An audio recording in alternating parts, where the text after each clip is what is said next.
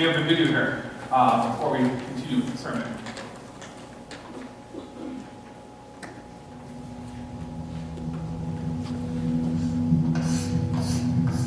If only I could go back and change some things, set things straight. I wish I had a do-over. I've made choices. I've lost out.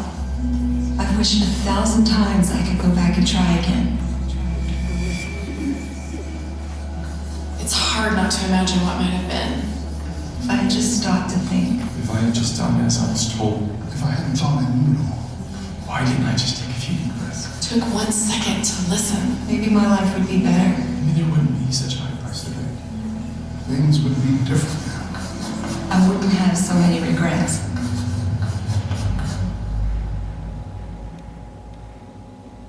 But is everything lost? Can I just get a do-over? Is there a way back to new beginnings? Because regret can mean a new beginning. When it's given to the one who produces a repentance. A repentance that delivers me from my grief. The one who takes my mistakes. And somehow redeems me through them. Who tells me I'm not the sum total of all my regrets? He tells me not to look back. Because there's nothing there to see. I am not my mistakes. He is faithful and just to forgive me. I just have to ask him. And then I can look straight forward. Forget what is behind. And strain towards what is ahead. And walk away with all regrets erased by the sacrifice of Jesus Christ. Every day I'm given a clean slate. A clean slate. I get a clean slate.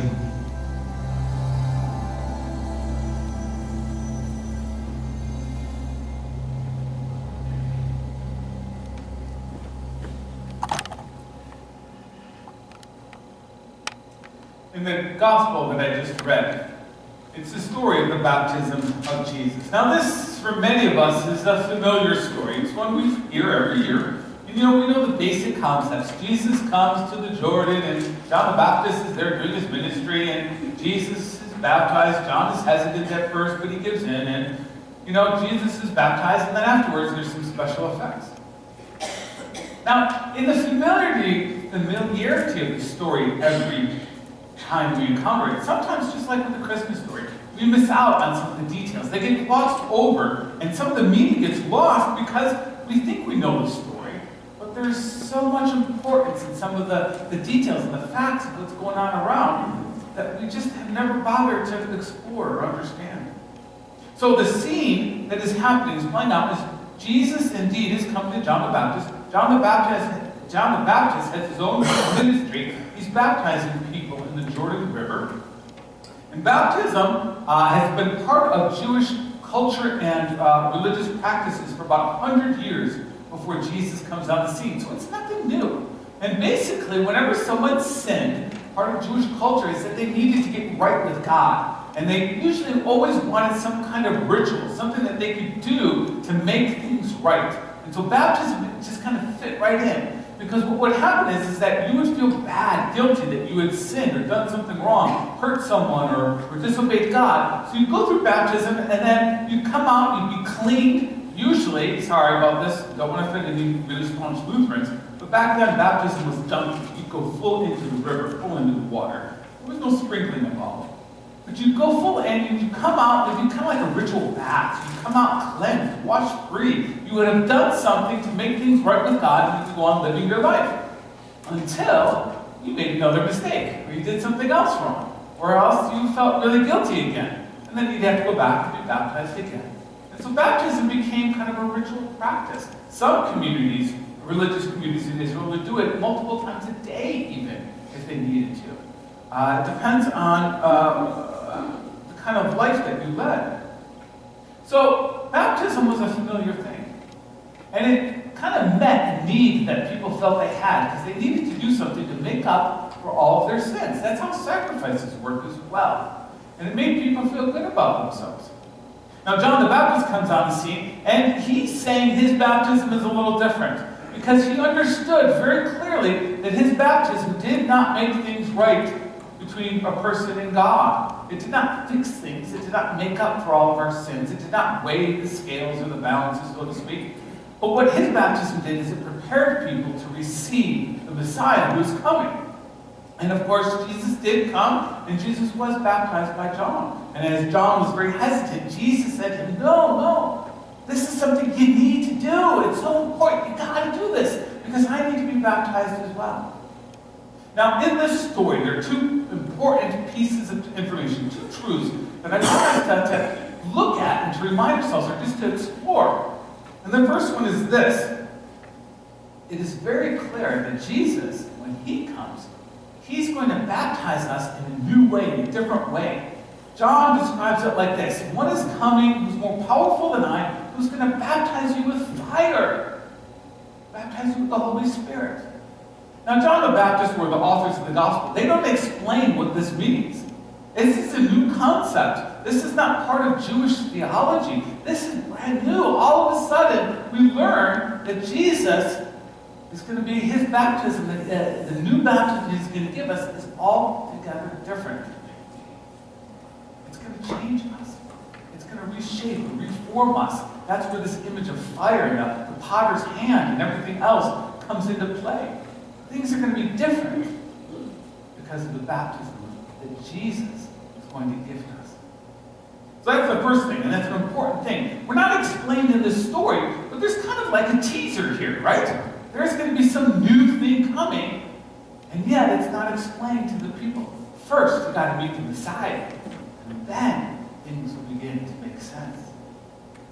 And the second part of this story that's so important is what happens after Jesus gets baptized. You see, Jesus came to John and said, you got to do this. I need to be baptized. And we always ask the question, why did Jesus need to be baptized if he had led a life without sin, as the Bible proclaimed? Well, baptism does not equate to forgiveness of sins. We aren't saved because of baptism. We're not saved at the moment of our baptism. We always have to remember that we were saved 2,000 years ago when Jesus died on the cross and rose from the dead. That's when our salvation took place. That's when things were settled. And our baptism doesn't make that more or less real. But there's something that happens to Jesus that also happens to us in our baptism that's important for us to remember. And it's this. When Jesus comes out of the water, the voice of God is there. God speaks at the baptism of Jesus. And it's important because the same thing that God says to Jesus, God says to us when we are baptized. And it's this. You are my child. You are loved. With you I am well pleased. Or as Eugene Peterson writes, you are the pride of my life. Think about those words. You are part of God's family. You are a child, a son, and a daughter of God. You are loved by God. And you are the pride of God's life. Those of you who are parents and have had that special moment maybe can get a glimpse of what God is feeling towards Jesus and towards us when we were baptized. Because maybe at some point in your life, you looked at your child and said, wow, that's my boy, that's my girl. That, when you've had been filled with pride and joy, that's how God feels towards us. And why is this so important that we realize and understand these powerful words? It's because through baptism, our identity is reshaped. And they're reshaped by these three words, or phrases. You are God's child, you are loved, and you are the pride of God's life. You see, so often, our lives are shaped by regret, guilt, and shame. We look back at our stories of our life, and we see how those regrets, that guilt, that shame, has shaped who we are, shaped our relationships, has shaped how we communicate with one another, how we respond in certain situations, how we feel about ourselves, how we feel about the world, how we live. Those horrible moments in our lives, those mistakes that we make or that other people make against us, they shape who we are.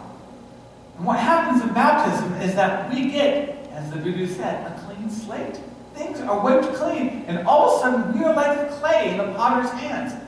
We get to be shaped anew. Our identity gets to be reformed. And it's reformed not based on our regrets, our guilt, or our shame. or those moments in life. Instead, as we are baptized, we hear those words, "You are loved. You are my child. You are the pride of my life."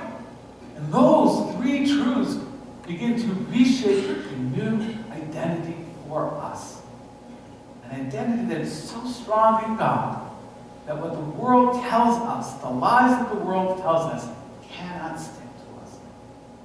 That is the power of baptism.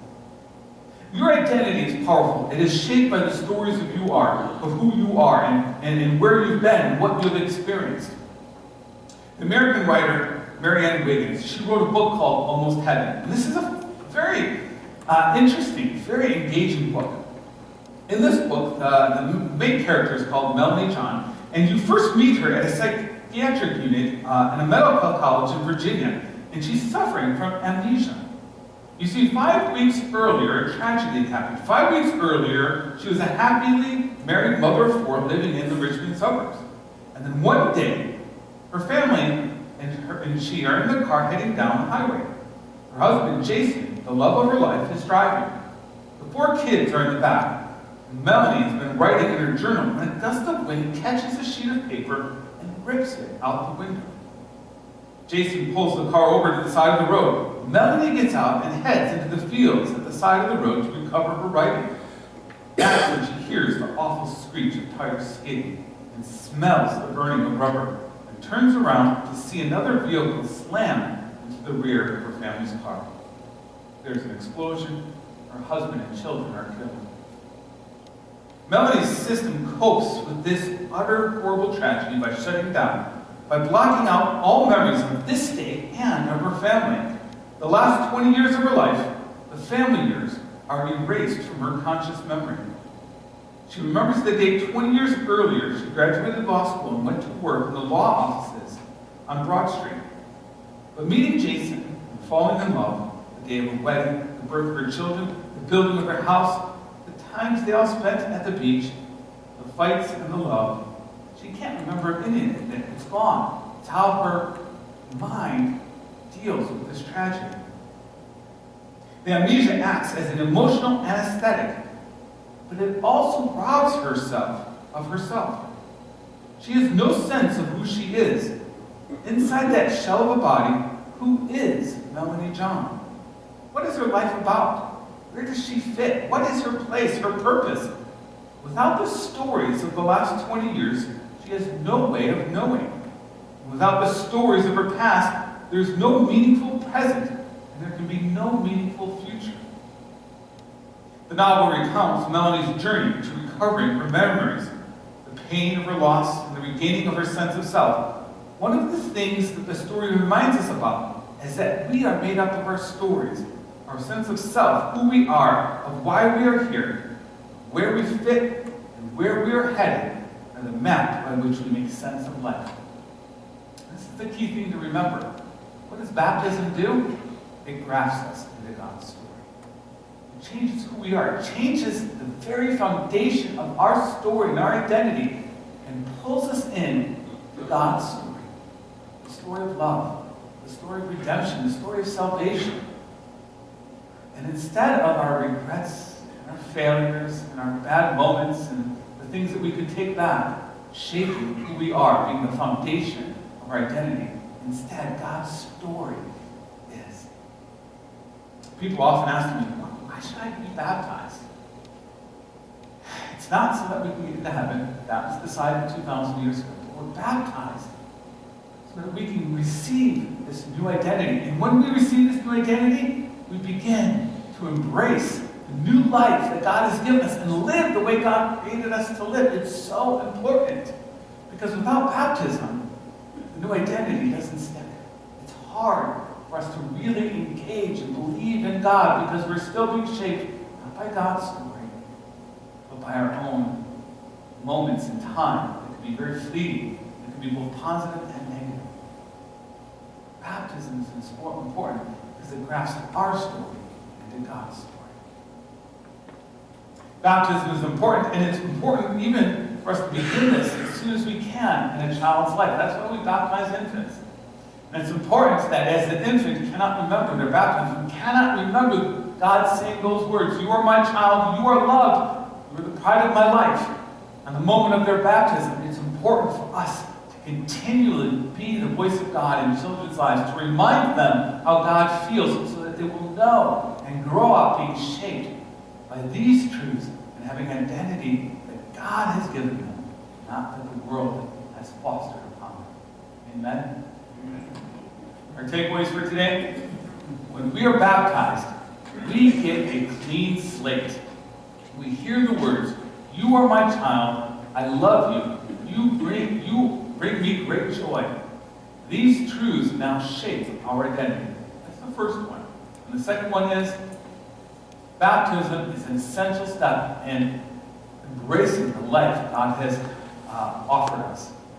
That's part of salvation. Not just that things are made right between us and God, not just that we get a free ticket into heaven, but we're also granted a new, wondrous life, a relationship with God.